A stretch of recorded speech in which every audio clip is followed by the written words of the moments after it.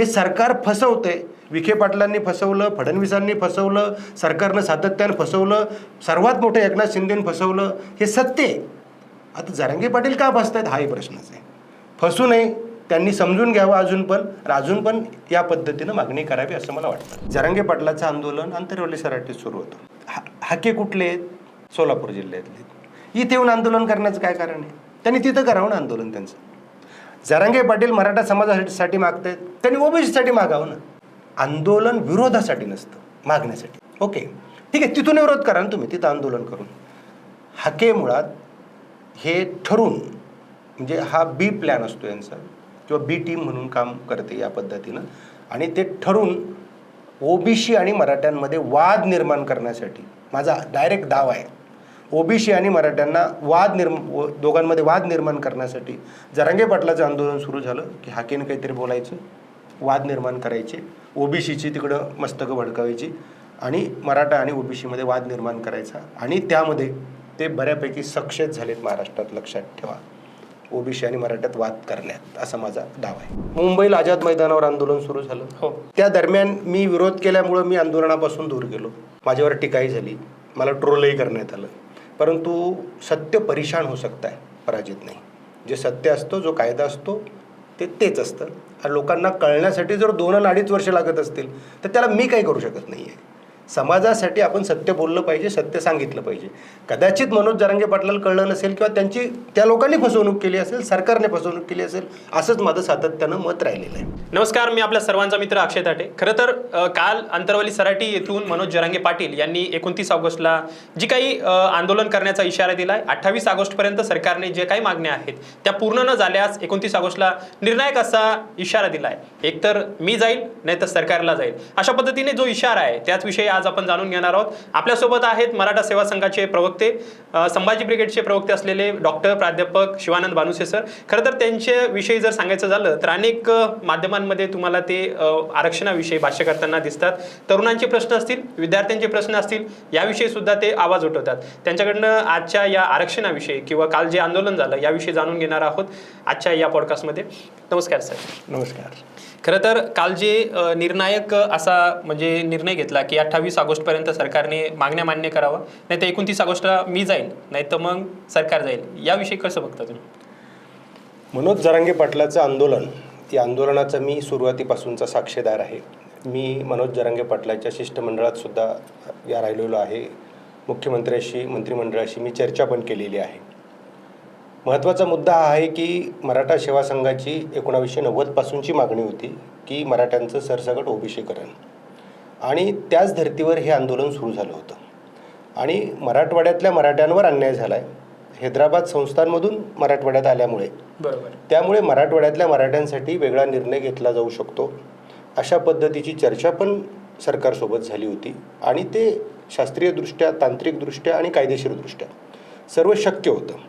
त्या दृष्टीने आंदोलन सुरू होतं आणि तशी चर्चा पण सरकारसोबत सुरू होती. तत्कालीन मुख्यमंत्री एकनाथ शिंदे उपोषण सोडवायला आले होते. तेव्हा त्यांनी जो GR दिला होता, तो GR अगोदर 2004ला मराठा सेवा संघाचे संस्थापक आदरणीय पुरुषोत्तम खेडेकर साहेबांनी सुशीलकुमार शिंदे मुख्यमंत्री असताना काढायला लावला होता. तो GR 12ला निघाला आणि नंतर आपण तो 7 सप्टेंबर 2023ला तो अपडेट केलेला GR होता. त्याचबरोबर त्याच दिवशी शिंदे समितीची स्थापना झाली होती.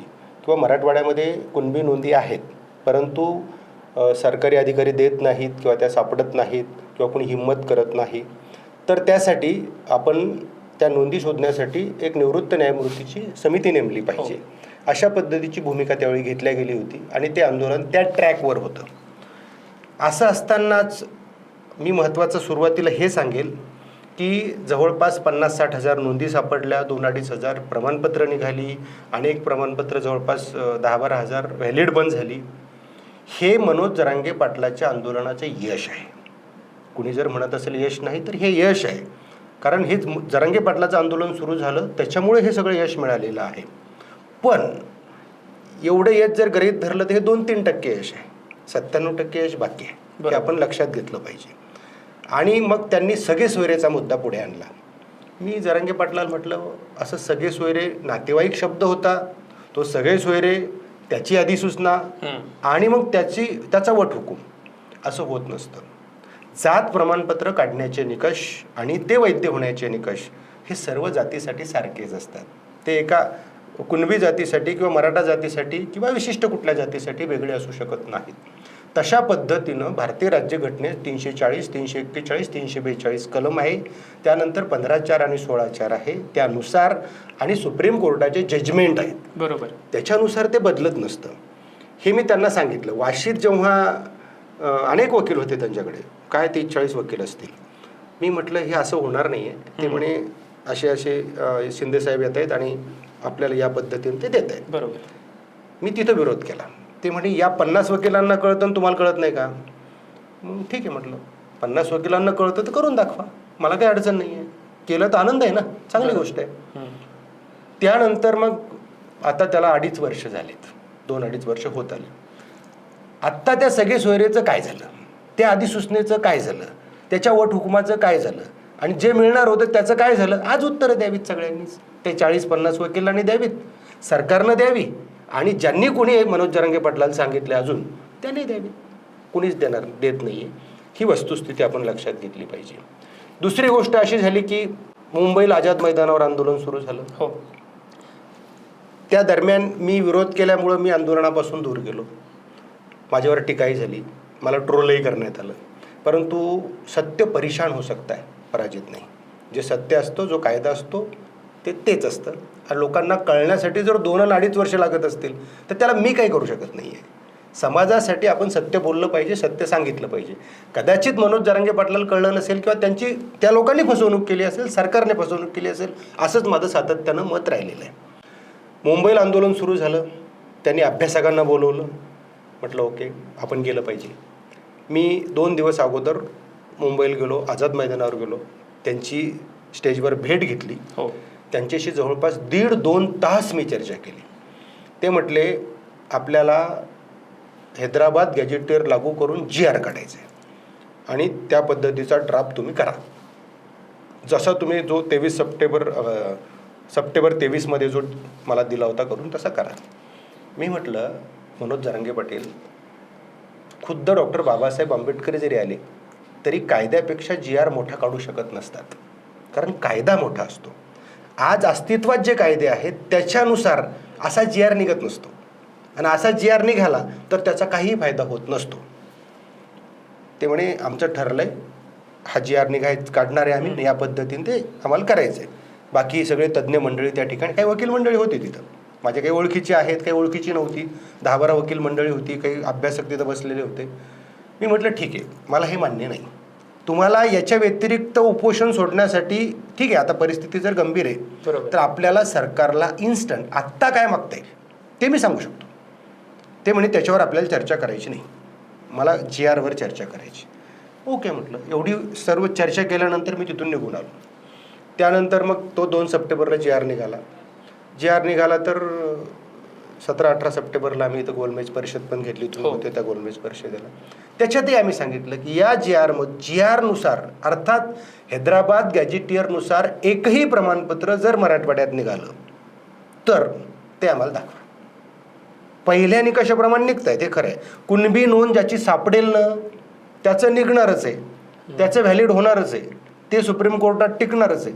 पण ज्याची नोंद नाही, आपली पितृप्रधान संस्कृती आहे, मुलगा, वडील, आजोबा, पंजोबा, खापर पंजोबा, त्याच्यानुसार जर नोंद सापडत असेल 67 पूर्वीची तर त्यानुसार ते प्रमाणपत्र निघतं, ते व्हॅलिड होतं. बरोबर. परंतु हैदराबाद गॅजेटियर लागू केल्यामुळे असं वेगळं काही होणार नाही आहे. गॅजेटियर काय असतं, तत्कालीन परिस्थितीमध्ये ज्या परिस्थितीमध्ये त्या किती जाती आहेत, किती धर्म आहे, किती गुरंढोरं आहेत, किती गुरंढोरांमध्ये कुठले किती आहेत, याची माहिती नवीन अधिकाऱ्याला व्हावी आणि कारभार करण्यासाठी त्या पद्धतीनं. आता त्या गॅजेटियरमध्ये काय आहे, 40% कुणबी मराठवाड्यात होते. ओके, ते कुठे गेले? खरं आहे ना, ते 40% कुणबी होते. निजामाचं रेकॉर्ड व्यवस्थित नसल्यामुळं मराठा झाले, तेच कुणबी आहेत. परंतु ते हेच आहेत, हे कसं सिद्ध करणार? हे कसं सिद्ध करायचं? किंवा हाच व्यक्ती कुणबी आहे मराठा असणारा, असं कसं सिद्ध करायचं? आणि हे सुप्रीम कोर्ट यस म्हणेल का त्याला? नाही म्हणणार आहे. त्याची एक वेगळी प्रक्रिया होती की मराठवाड्यातल्या मराठ्यांसाठी, म्हणजे जेव्हा हैदराबाद मुक्तीसंग्राम झाला आणि मध्य प्रदेश, राजस्थान, कर्नाटक इकडे जे मराठे गेले ते मराठा म्हणून ओबीसी आहेत. हो, साऊथमध्ये पण आहे. आज आंध्रामध्ये जे होते ते ओबीसी आहेत. ते ओबीसी आहेत. मग हे मराठवाड्यात आणि महाराष्ट्रात आले म्हणून हे मराठा राहिले का? म्हणून यांच्यावर अन्याय का? हा प्रश्न उपस्थित केला होता. म्हणून त्याचा तो मार्ग आम्ही काढला होता. पण यांनी मध्ये सगळे सोयऱ्याचं काढलं, पूर्ण महाराष्ट्राचं काढलं, 58 लाख नोंदीचं काढलं. मुळात या 58 लाख नोंदी ज्या आहेत ना, या 67 पासूनच्या आहेत, ज्या विदर्भातल्या आहेत, खानदेशमधल्या आहेत, कोकणमधल्या आहेत आणि त्या मिळालेल्या आहेत. प्रश्न मराठवाड्यातला आहे आणि मराठवाड्यात 2-3% लोक कुणबी आहेत, कारण त्यावेळेस निजामाच्या बाउंड्रीज फिक्स नव्हत्या. इकडे नगरची बाउंड्री आहे, इकडे जळगावची बाउंड्री आहे, इकडे बुलढाणा जिल्ह्याची बाउंड्री आहे. काही भाग निजामाच्या ताब्यात नव्हता, काही भाग इंग्रजाच्या ताब्यात नव्हता. अशा पद्धतीनं म्हणजे विदर्भातले काही तालुके हे निजामाच्या ताब्यात होते, तर मराठवाड्यातले काही तालुके हे इंग्रजाच्या ताब्यात पण होते. अशा वेळी एक भाऊ जर बुलढाणा जिल्ह्यात राहिला आणि एक इकडे आला तर त्याची नोंद सापडली ती याची सापडायची. अशा पद्धतीने ते झालेलं होतं. म्हणून 2-3% सापडेल आणि 2-3% सापडलेले आहेत. याच्यानंतर जे सापडतील किंवा चुकून हुकून कोणी जर डुप्लिकेट काढली, त्याची व्हॅलिडिटी पण झाली, तर ती सुप्रीम कोर्टात टिकणार नाही आहे. ज्याची नोंद आहे त्याला कुणीच चॅलेंज करू शकणार नाही आहे. तर अशा पद्धतीनं हे सगळं आंदोलन होतं. हे आम्ही सांगितलं. आम्हाला जरांगे पाटलांना विरोध करायचा नव्हता, नाही नसणार. पण जर जरांगे पाटलाच्या आंदोलनामुळे एवढा समाज एकत्रित आला असेल, भावनिक समाज आपल्यावर विश्वास ठेवत असेल, तर एक अभ्यासक म्हणून आणि समाजाचं देणं लागतं म्हणून आपलं कर्तव्य खरं सांगणं. बरोबर. हे सरकार फसवतंय. विखे पाटलांनी फसवलं, फडणवीसांनी फसवलं, सरकारनं सातत्यानं फसवलं, सर्वात मोठं एकनाथ शिंदेनं फसवलं, हे सत्य आहे.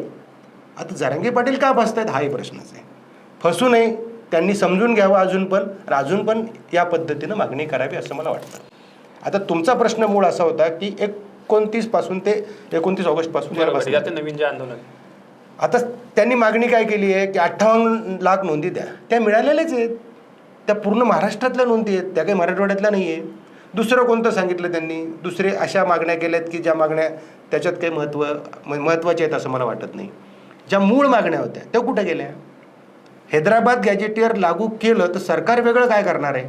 जर समजा हैदराबाद गॅजेटियरचा उपयोग झाला असता तर सप्टेंबरपासून आजपर्यंत जवळपास 10-11 महिने झाले. या 10 महिन्यात सर्टिफिकेट निघाले असते. बरोबर. 40% मराठे जे मराठवाड्यात आहेत, 1.25 कोटी, ते सगळे कुणबी झाले असते. असं होत नसतं, ते होणार नाही. त्यासाठी आता वेगळे मार्ग आहेत, ते जरांगे पाटलांनी मागावेत. आता असे कोणते मार्ग असं तुम्हाला वाटतं, एखादा मार्ग की ज्या पद्धतीने जर गेलात की थोडंफार यश मिळू शकतं? आता मुळात कसं आहे, मराठा म्हणून ओबीसी अशा पद्धतीचा मार्ग होता. तो मार्ग आता कायदेशीरदृष्ट्या बंद पडलेला आहे. आता का बंद पडलेला आहे? तर महाराष्ट्र सरकारनं SC-BC नावाचं आरक्षण 10% मराठा समाजाला दिलेलं आहे. जोपर्यंत ते आरक्षण हायकोर्ट किंवा सुप्रीम कोर्ट रद्द करत नाही तोपर्यंत तुम्हाला नवीन आरक्षण मराठ्यांना देता येत नाही. एकाच समाजाला 2 आरक्षण कसे देणार आहे? एक तर तुम्हाला तो कायदा रद्द करावा लागेल किंवा हायकोर्ट किंवा सुप्रीम कोर्टाला ते नाही म्हणावं लागेल. आता हायकोर्ट किंवा सुप्रीम कोर्ट जोपर्यंत भाजपचं सरकार आहे, ते राज्यात असू द्या केंद्रात असू द्या, नाही म्हणणार नाही तोपर्यंत ते टिकून राहणार आहे. त्यामुळे OBC प्रमाणे सवलती ज्या म्हणतायत तसं न म्हणता SC-BC आरक्षण हे OBC सारखं करा, राजकीय सोडून. म्हणजे त्याची फी स्ट्रक्चर आहे, 50% फीज आहे, त्याच्यानंतर स्कॉलरशिप आहे, त्याच्यानंतर अशा सगळ्या ज्या योजना आहेत त्या OBCला ज्या लागू आहेत. थोडक्यात OBC आरक्षण काय आणि SC-BC आरक्षण सारखं वाटलं पाहिजे राजकीय सोडून. तसं करा अशी पहिली मागणी करता येऊ शकते. दुसरी सारथीची स्थापना आपल्या निवेदनात झालेली आहे बरं का. ज्यावेळी मराठा क्रांती मोर्चे निघाले होते तेव्हा आरक्षण मिळायला आता गायकवाड आयोगाची नेमणूक झाली आहे आणि पूर्ण ते अहवाल यायला आणि आरक्षण मिळायला वेळ लागेल. तोपर्यंत काय करायचं समाजासाठी? तर जशी बार्टी आहे तशी आपण सारथी स्थापन करूया असं निवेदन दिलं होतं. ते निवेदन खेडेकर साहेब आम्ही एकत्रित करून लिहिलं होतं आणि ती सारथी स्थापन झाली. सारथीमध्ये 135 प्रोजेक्ट होते, ते आम्ही जवळपास 250-300 करावेत असं म्हटलं होतं. आणि सारथीचं बजेट हे 2-3 हजार कोटीपेक्षा जास्त असावं. म्हणजे गोर गरीब मराठा समाजाचा विद्यार्थी प्रत्येकाला शिक्षण घेता येईल, प्रत्येकाला मोफत शिक्षण मिळेल. मग त्याला MPSC करायची असेल, UPSC करायची असेल, त्याला JEE करायची असेल, त्याला नीट करायची असेल, त्याला साधं ग्रॅज्युएशन करायचं असेल किंवा कुठल्याही फॅकल्टीत जाऊन त्याला ग्रॅज्युएट किंवा पोस्ट ग्रॅज्युएट व्हायचं असेल, PhD करायची असेल, MPhil करायची असेल, या सगळ्यांसाठी सारथी तरतूद आहे. बरोबर. परंतु होतं काय, अंमलबजावणीच होत नाही. आपल्याकडे प्रॉब्लेम तो आहे, अजिबात अंमलबजावणी नाही. अण्णासाहेब पाटील महामंडळाचं जे कर्ज आहे ते वैयक्तिक 10 लाख आणि सामूहिक 50 लाख आहे आणि 5 वर्ष बगरव्याची आहे. माझं काय म्हणणं आहे, वैयक्तिक 20 लाख आणि सामूहिक 1 कोटी आणि 7 वर्ष बगरव्याची आणि मॉर्टगेज बिडगेज ठेवू नका. ज्या विद्यार्थ्यांना शिकता येत नाही आहे ते व्यवसाय सुरू करतील. ज्या विद्यार्थ्यांना शिकायचे त्यांचे पूर्ण शिक्षण होईपर्यंत त्यांना फी मिळेल सारथीमार्फत.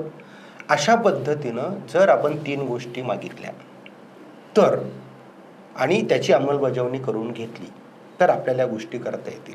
प्रतिनियुक्तीवरच आपल्यासारखी चांगली माणसं जी तज्ज्ञ आहेत त्यातली ती सरकार नेमू शकतं किंवा अजून चांगल्या तज्ज्ञ व्यक्ती त्यात नेमणूक करून देऊ शकतं किंवा सल्लागार मंडळावर आपण सांगू शकतो सारथीत काय करता येऊ शकतं. त्या पद्धतीने सरकार करू शकतं. जे सरकारच्या हातात आहे ते आपण मागितलं पाहिजे आणि सरकारनं ते केलं पाहिजे. आपणही हवेत मागायचं आणि सरकारही हवेत उत्तरं देतं. 3 वर्ष गेले, अगोदर 50 वर्ष गेले मराठा जे 84 पासून अण्णासाहेब पाटलांपासून अनेक विद्यार्थी गेले, अण्णासाहेब पाटलांसारखे मोठी मोठी माणसं गेली याच्यात. तर आता तरी आपण वास्तव दृष्टीने विचार करावा. आर नाही तर पार, मग तुम्ही वाशीत बी आर नाही तर पार म्हटले होते, तुम्ही इकडे याच्यात बी आर नाही तर पार म्हटले होते, त्या शिवनेरीवर तुम्ही तर शपथ घेतली होती ना. आता काय, लोकांचा विश्वास उडत चालला, असं होऊ देऊ नका. तुमच्यावर लोकांनी विश्वास ठेवलेला आहे, तुमच्या पाठीशी समाज आहे, तर समाजालाही खरं सांगा आणि जे सत्य वास्तव आहे ते मागा. ज्या दृष्टीनं 1990 पासून सेवा संघाने आंदोलन सुरू केलं होतं तोच लढा जरांगे पाटील पुढे नेत आहेत, म्हणून आम्ही त्यांच्यासोबत होतो आणि आज आहे पण ते जर वास्तव मागत असतील तर आम्ही त्यांच्यासोबतच. आता आपल्या मराठा क्रांती मोर्चाला 10 वर्ष पूर्ण होत आहेत. तुम्ही आता जसं सांगितलं की निवेदनामुळे आपल्याला सारथी मिळाली, परंतु सारथीची एवढी सुंदर बिल्डिंग आपल्या हेडगेवार हॉस्पिटलच्या बाजूला होत आहे, परंतु तिथं कुठेतरी 40%च आपल्या मराठा समाजाला आरक्षण भेटणार आणि उरलेले 60% OBCला भेटणार, अशा पद्धतीचं नियोजन एक मंत्री करतोय. याविषयी तुम्हाला माहिती आहे का? हां, तशी चर्चा माझ्या कानावर आली आहे. मुळात सारथीची स्थापना ही मराठा आणि कुणबी समाजासाठीच आहे. OBC समाजासाठी महाज्योती ऑलरेडी आहे, SC ST साठी बार्टी आहे, बाकीच्यांसाठी योजना आहेत ना. मग त्याच्यात तुम्ही आंदोलन, रस्त्यावर तुम्ही आलात, आंदोलन तुम्ही केले, बरोबर आहे. मग ती जी बिल्डिंग होतीये त्याच्यात तुम्ही 60% हिस्सा कसा मागताय, याविषयी तुम्हाला काय सांगणार? मागण्याचं कारणच नाही. मुळात सारथीला किमान 3,000 कोटी दिले पाहिजे. सारथीला 300 कोटी पण दिले जात नाहीत. 300 कोटी फक्त दाखवले जातात, 100 कोटीत गुंडाळलं जातं. आणि आता जर या बिल्डिंग होत असतील आणि त्याच्यातही अजून दुसरे येणार असतील तर मग याच्यापेक्षा मराठा समाजाचं दुर्दैव काय असू शकतं? याविषयी कोणी बोलताना दिसत नाही. बोललं पाहिजे, प्रश्नच नाही. ज्यावेळी असं होताना दिसेल त्यावेळी जाहीरपणे विरोध आपण करू. बरं, आता कालचे जे आंदोलन झालं त्यात जरांगे पाटील म्हणतात की वेगळं मंत्रिमंडळ, जसं OBCच्या धर्तीवर मंत्रिमंडळ पाहिजे, मराठा समाजासाठी एक कक्ष पाहिजे, त्याविषयी काय सांगा? आता मुळात कसं आहे, एकीकडे आपण मराठा समाजासाठी मंत्रालय मागतो, मराठा समाजासाठी, आणि आपण कुणबीचे प्रमाणपत्र पण काढतो, मग ते OBC समाज आहे, OBCसाठी मंत्रालय आहे. मग आता कॉन्ट्रोवर्सी वाटते ना. मग सगळेच मराठे जर OBC होणार असतील तर मग मराठा समाजाचं मंत्रिमंडळ कसं? आता इथे मराठवाड्यात सुद्धा जे 2-2.5 लाख प्रमाणपत्र निघाले, काही व्हॅलिड झाले, काही नोंदी सापडल्या, ते मग OBCमध्ये गेले कुणबी म्हणून, मग त्यांच्यासाठी ते मंत्रालय नसेल का असेल? उत्तर काय? अशी कॉन्ट्रोवर्सी नाही झाली पाहिजे माझं मत आहे. तुम्हाला OBCत जायचं आहे ना, OBC प्रमाण घ्यायचं आहे ना, तर वेगळं मंत्रालय मग मराठा समाजात जे मराठा राहतील त्यांच्यासाठी वेगळं मंत्रालय, आणि जे कुणबी म्हणून OBCत जातील त्यांच्यासाठी मग OBC मंत्रालय. कॉन्ट्रोवर्सी आहे ना, असं कसं होऊ शकतं? बरं, आता तुम्ही जेव्हा हे मनोज जरांगे पाटलाचं आंदोलन चालू होतं किंवा काहीतरी निर्णय होतो तेव्हा हाके याचे लोक चर्चेत येतात किंवा ते कॉन्ट्रोवर्सी करतात, मग जातीय तेढ निर्माण होतो, याविषयी काय सांगा? हाके, पडळकर किंवा असे काही विशिष्ट लोक आहेत, हे भाजपनं, माझा आरोप आहे, हे भुंकण्यासाठी ठेवलेले आहेत. जरांगे पाटलाचं आंदोलन आंतरवली सराटीत सुरू होतं. हाके कुठले आहेत? सोलापूर जिल्ह्यातले. इथे येऊन आंदोलन करण्याचं काय कारण आहे? त्यांनी तिथं करावं ना आंदोलन त्यांचं. जरांगे पाटील मराठा समाजासाठी मागतायत, त्यांनी ओबीसीसाठी मागावं ना. आंदोलन विरोधासाठी नसतं, मागण्यासाठी असतं. ओके, ठीक आहे, तिथून विरोध करा ना तुम्ही, तिथं आंदोलन करून. हाके मुळात हे ठरून, म्हणजे हा बी प्लॅन असतो यांचा, किंवा बी टीम म्हणून काम करते या पद्धतीनं, आणि ते ठरून ओबीसी आणि मराठ्यांमध्ये वाद निर्माण करण्यासाठी, माझा डायरेक्ट दावा आहे, ओबीसी आणि मराठ्यांना दोघांमध्ये वाद निर्माण करण्यासाठी जरांगे पाटलाचं आंदोलन सुरू झालं की हाकेनं काहीतरी बोलायचं, वाद निर्माण करायचे, ओबीसीची तिकडं मस्तकं भडकावायची आणि मराठा आणि ओबीसीमध्ये वाद निर्माण करायचा. आणि त्यामध्ये ते बऱ्यापैकी सक्सेस झालेत महाराष्ट्रात, लक्षात ठेवा, ओबीसी आणि मराठ्यात वाद करण्यात, असा माझा दावा आहे. यामुळं जातीय तेढ निर्माण होतंय, याविषयी त्यांना समजलं पाहिजे ना की कशा पद्धतीने त्यांना जातीय तेढ निर्माण करायची, त्यांना त्याचं राजकारण करायचं आहे. आणि भाजप ते राजकारण करते, 100% भाजप ते फोडा आणि राज्य करा अशा पद्धतीचं राजकारण भाजप करते. त्यामुळे आता जरांगे पाटलाचं आंदोलन सुरू झालं की ओबीसीचे असे काही ठरलेले लोक हाकेपासून सगळे येणार, ते वाटेल ते बोलणार, वाटेल ते म्हणणार, वाटेल त्या पद्धतीनं कॉन्ट्रोवर्सी करणार, शिव्या घालणार, दोन समाजात तेढ निर्माण करणार. आज खरंच म्हणजे ओबीसी आणि मराठा एकदम म्हणजे भावाभावाप्रमाणे गुण्यागोविंदानं राहत होते, ती परिस्थिती महाराष्ट्रात आता राहिलेली नाही. प्रत्येकजण प्रत्येकाकडं संशयानं पाहतोय. हे वातावरण अशा पद्धतीचं खराब होऊ नये म्हणून सातत्यानं आम्ही प्रयत्न करतोय. मराठा सेवा संघ म्हणून, संभाजी ब्रिगेड म्हणून, चळवळ म्हणून, मराठा क्रांती मोर्चा म्हणून, किंवा अशा पद्धतीचं वातावरण खराब होऊ. मराठा समाज मोठा भाऊ आहे आणि तो मोठ्या भावाप्रमाणे लहान्या भावावर अन्याय होऊ देणार नाही, ही भूमिका सातत्यानंच घेतलेली आहे. आता सध्या CJPच्या आंदोलनानंतर आरक्षण हटाव हे आंदोलन खूप ट्रेंडिंगला आहे. महाराष्ट्रात सुद्धा त्याचे अनेक सपोर्टर्स आहेत, ओबीसी समाजामधनंही अनेक सपोर्टर्स मोठ्या प्रमाणात येत आहेत, अनेक लोक त्याला सपोर्ट करत आहेत, अनेक त्याच्यावर चर्चा चालू आहे. याकडे कसं बघता की हे खरंच यशस्वी ठरेल का महाराष्ट्रात? मुळात हे जे आंदोलन सुरू झालं, सुप्रीम कोर्टाचे जस्टिस यांनी कॉक्रोच म्हटलं, नंतर अभिजित दिपकेनं कॉक्रोच जनता पार्टी नावाची स्थापना केली, नंतर त्यांनी धर्मेंद्र प्रधानचा नीटच्या परीक्षेच्या संदर्भात राजीनामा मागितला, यांनी तो घेतला नाही म्हणून आंदोलन सुरू झालं.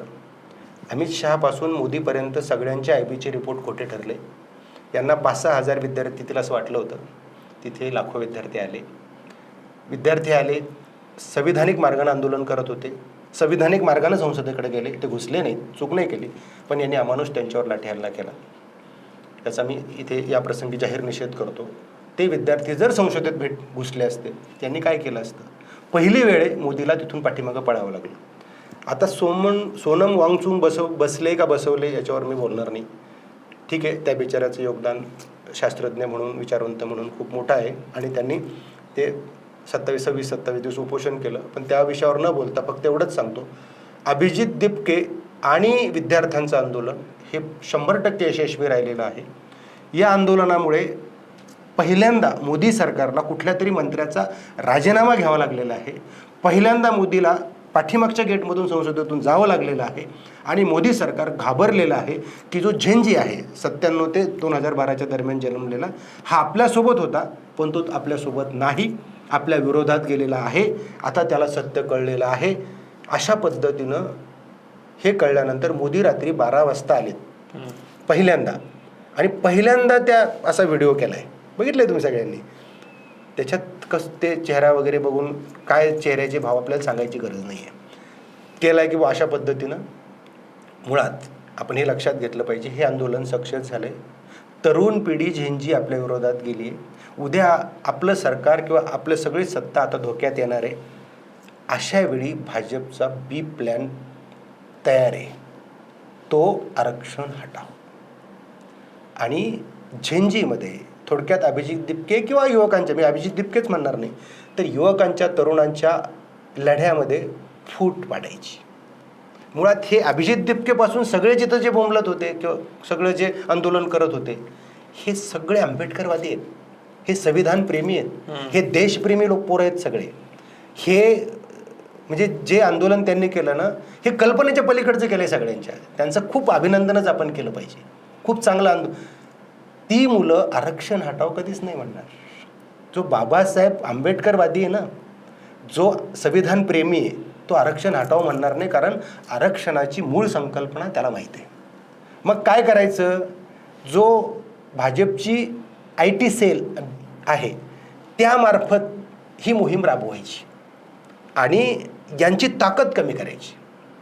हे एकजूट झालेत ना सगळे, यांना एकजूट राहू द्यायचं नाही, 2 ठिकाणी न्यायचं आणि आरक्षण हटवा म्हणायचं. आणि मग आरक्षण का, आरक्षणामुळे ओपनवर कसा अन्याय होतो, अशा पद्धतीनं एक वातावरण तयार करायचं. आणि मग आम्हाला बघा IT सेलनंच हे सगळे व्ह्युअर्स तयार करायचे किंवा काय म्हणतात त्याला, प्रोपोगंडा, प्रोपोगंडा करायचं, त्या पद्धतीनं हे सुरू आहे. परंतु काहीही झालं तरी ही तरुण पिढी प्रचंड हुशार आहे, झेंजी प्रचंड हुशार आहे. त्यांना कळतंय सत्य काय, असत्य काय, चांगलं काय, वाईट काय. ते मुलं इतके मॅच्युअर आहेत आणि इतके फॉरवर्ड आहेत. मुलं मुली एकत्रित राहिले पण मुलींना कधी असुरक्षित तिथं वाटलं नाही आहे. त्यांनी घरच्यांना न विचारता तिथे गेलेत.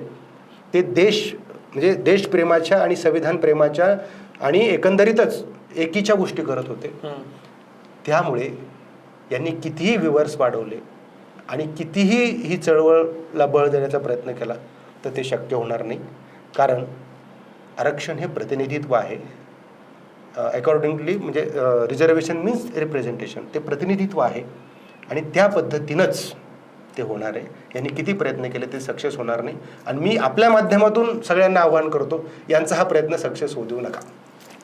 आता सध्या सगळ्यात जास्त चर्चा परीक्षा फुटीची चालू आहे. इकडे नीट पेपर फुटी असेल, TET असेल, CET असेल. मग ह्या CETच्या पेपर फुटीबद्दल आणि TET, जसं आता की तुम्ही प्राध्यापक आहात, तुम्हाला सर्व गोष्टी माहिती आहे, हे कशा पद्धतीने हे पेपर फुटतात आणि काय नेमकं चालू आहे?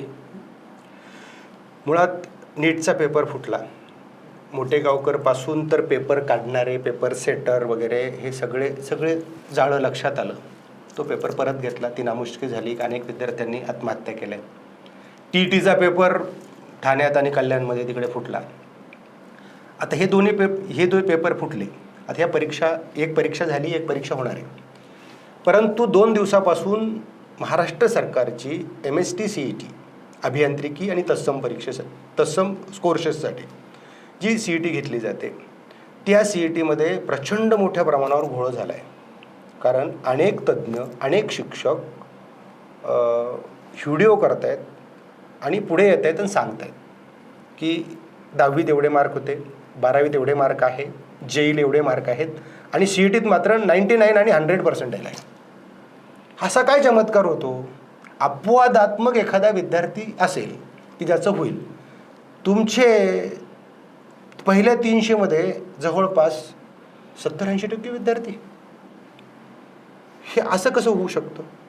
ही पहिली गोष्ट. दुसरी गोष्ट, कॉल रेकॉर्डिंग व्हायरल होत आहेत पैसे मागतानाच्या, ऑडिओ क्लिप व्हायरल होत आहेत, पालक दावा करतायत, विद्यार्थी पुढे येऊन बोलत आहेत. याचा अर्थ 100% याच्यामध्ये गोड आहे. CETचे आयुक्त काय म्हणतात? आमच्या सिस्टीमवर आमचा विश्वास आहे आणि असं काही अफरातफर होऊ शकत नाही, घोळ होऊ शकत नाही. मग माझा साधा प्रश्न आहे, तुमच्या सिस्टीमवर 100% जर विश्वास आहे का, तर 4,68,000 विद्यार्थ्यांनी परीक्षा दिलेली आहे. आम्ही 4,68,000 विद्यार्थ्याची परीक्षा घ्या म्हणत नाही. घोळ कुठे झाला आहे? पहिल्या 1000, 2000, 3000 मध्ये पर्सेंटाईल 98, 99, 100 याच्यातच झालं आहे. त्याच्या काही पाठीमागं घोळ झालेला नाही आहे. कारण त्याच्याच पाठीमागं घोळ होणारच नाही, कारण ती मागणी कोणी करणारच नाही. मग पहिल्या 1000, 2000, 3000च विद्यार्थी आहेत सगळे जे घोळ केलेले आहेत. पहिल्याच 5000 विद्यार्थ्याची एक परीक्षा घ्या. जसं तुम्ही अनेक बॅचमध्ये परीक्षा घेतल्या आणि त्याचं पर्सेंटाईल काढलं, तशी ही एक बॅच करा 5000ची पहिली, त्याचं पर्सेंटाईल काढा. काय अडचण आहे? खूप झालं तर काय होईल? 8 दिवस तुमची ॲडमिशन प्रोसेस पुढे जाईल. याच्यापेक्षा वेगळं काय होईल का? पण दूध का दूध, पाणी का पाणी होईल ना. ज्याला 99, 100 पर्सेंटाईल आलेले आहेत, दूध का दूध, पाणी का पाणी होऊ द्या. त्यांना किती पर्सेंटाईल येता येतं, किती दिवसात होईल? तुम्ही 8 दिवसात परीक्षा घेऊ शकता. ऑनलाईनच घ्यायची, काहीच अडचण नाही. आणि जर तुम्ही घेणार नसाल आणि आमचंच योग्य आहे म्हणणार असाल, तर याचा अर्थ असा होतो हे घोळ तुम्ही ठरवून करताय, याच्यात तुम्ही सहभागी आहात आणि तुम्हीच दोषी आहात. उद्या धर्मेंद्र प्रधानसारखी वेळ आयुक्त आणि इथल्या शिक्षण मंत्र्यावर आणि मुख्यमंत्र्यावर पण येऊ शकते, हे यांनी विसरू नये. हे जर बघून झेंजी पेटलं ना अजून इथे, तर यांना पळती भुई थोडी होईल. म्हणून सोपी गोष्ट आहे, पहिल्या 5,000 विद्यार्थ्याची परीक्षा घ्या, दूध का दूध पाणी का पाणी करा आणि विद्यार्थ्याच्या पालकांच्या किंवा सगळ्याच व्यवस्थेच्या मनातल्या शंका दूर करा. इतकं सोपं आहे. शंका येत आहेत ना सगळे, दूर करून टाका. पण हे करू शकत नाहीत, कारण यांनी घोळ केलेला आहे. तो घोळ दिसतोय. 48% असलेला, 51% असलेला, जेईमध्ये 28% असलेला, 100% असं नाही होऊ शकत ना. अशी काय चमत्कार होतो? असं नसतं होत, ते झालेलं आहे. बरं, आता येणाऱ्या काळात आता जी आंदोलनं चालू आहेत, तरुणांनी काय काळजी घ्यावी आणि जाता जाता काय संदेश असेल मनोज जरांगे पाटील यांना, की आता येणाऱ्या काळात जे काही आंदोलन करणार आहेत, 28 तारखेचा वेळ दिलाय सरकारला काय इशारा असेल आणि जरांगे पाटलाला काय संदेश असेल? पहिली गोष्ट मी झेंजीला सांगेन, तुम्ही जे करताय ते अतिशय योग्य करताय. तरुणांनी जे आंदोलन केलं त्यांचं मनपूर्वक अभिनंदन करतो. या देशात तुम्ही लोकशाही जिवंत ठेवणार आहात, आता विश्वास आलाय. जी लोकशाही संपायला लागली होती ती आता लोकशाही जिवंत राहणार आहे. या पद्धतीने आंदोलन करा. आमच्यासारखी माणसं तुमच्यासोबत आहेत, तुमच्या पाठीशीच नाही तर खंबीरपणे तुमच्यासोबत आहोत, एवढं लक्षात घ्या. दुसरी गोष्ट, जरांगे पाटलांना मी सांगू इच्छितो की ज्या मी या ब्रॉडकास्टमध्ये ज्या काही मागण्या तुम्हाला सांगितल्यात किंवा ज्या वास्तवमध्ये शक्य होऊ शकतात अशा मागण्या करा. ज्या काल्पनिक आहेत, 58 लाख नोंदी द्या.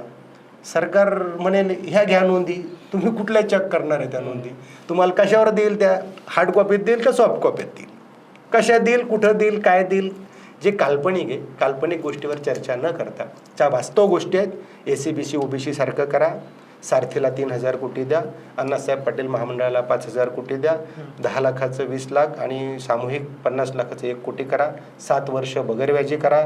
त्याला काही मॉडगेज बिडगेज ठेवू नका. सारथीच्या योजना राबवा.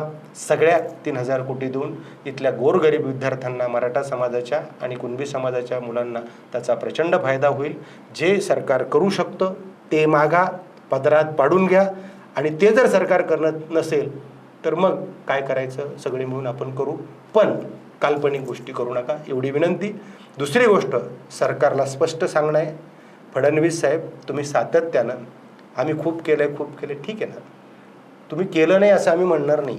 तुम्ही सारथी सुरू केली, अण्णासाहेब पाटील महामंडळ केलं, तुम्ही SCBC आरक्षण दिलं, जे द्यायला पाहिजे होते ते नाही दिलं पण SCBC दिलं. परंतु जे दिलंय ना, जे दिलंय ते खरं काय चाललंय ते सांगा. खोटं बोलू नका, काल्पनिक करू नका, खरं सांगा. सारथी स्थापन झाल्यापासून सारथीला आम्ही किमान 2,000 कोटीचं बजेट मागतो, तुमचं अजून 100 कोटीच्या पुढे गेलं नाही. अण्णासाहेब पाटील महामंडळाचा लाभ किती लोकांना झाला? नाही झाला. SCBC आरक्षण आम्ही सांगतोय तुम्हाला की OBCच्या सगळ्या सवलती तुम्ही नाही दिल्या, त्या तुम्हाला द्याव्या लागतील. आणि आत्ता लोकांना, नवीन पिढीला, तरुणांना कळतंय, हे लक्षात ठेवा. तुम्ही आता फसवाफसवी करू शकत नाही. आणि तुम्ही जर आता फसवाफसवी करणार असाल तर तुम्हाला ही नवीन पिढी आणि मराठा समाज धडा शिकवल्याशिवाय राहणार नाही. निश्चितच. खरं तर आजच्या या पॉडकास्टमध्ये आपल्यासोबत डॉक्टर शिवानंद भानुसे सर होते. खरं तर त्यांनी जो संदेश दिला आहे, देवेंद्र फडणवीस असेल किंवा मनोज जरांगे पाटील असेल, यांनाही संदेश दिला आहे आणि जेंजींना सुद्धा सांगितलंय की आंदोलन करताना सावधगिरी बाळगा आणि आंदोलनात आम्ही सुद्धा तुमच्या सहभागी आहोत. फक्त चांगले मुद्दे आणि चांगला विषय घ्या आणि जे CETचा घोळ आहे तो CETची परीक्षा घेईल का सरकार हे बघणंही तेवढंच रंजक असणार आहे. धन्यवाद सर. धन्यवाद.